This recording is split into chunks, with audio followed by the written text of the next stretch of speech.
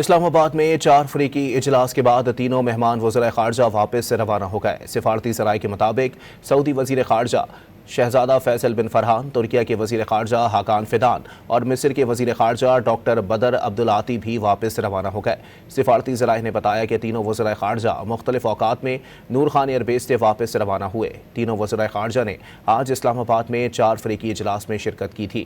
اجلاس نائب وزیر اعظم و وزیر خارجہ اسحاق ڈار کی صدارت میں ہوا تھا۔ اسلام آباد میں 4 فریقی اجلاس کے بعد تینوں مہمان وزرائے خارجہ واپس سے روانہ ہو گئے۔ سفارتی ذرائع کے مطابق سعودی وزیر خارجہ شہزادہ فیصل بن فرحان، ترکیہ کے وزیر خارجہ حاکان فیدان اور مصر کے وزیر خارجہ ڈاکٹر بدر عبدالعاطی بھی واپس سے روانہ ہو گئے۔ سفارتی ذرائع نے بتایا کہ تینوں وزرائے خارجہ مختلف اوقات میں نور خان ایئر بیس سے واپس سے روانہ ہوئے۔ تینوں وزرائے خارجہ نے آج اسلام آباد میں 4 فریقی اجلاس میں شرکت کی تھی۔ اجلاس نائب وزیر اعظم و وزیر خارجہ اسحاق ڈار کی صدارت میں ہوا تھا۔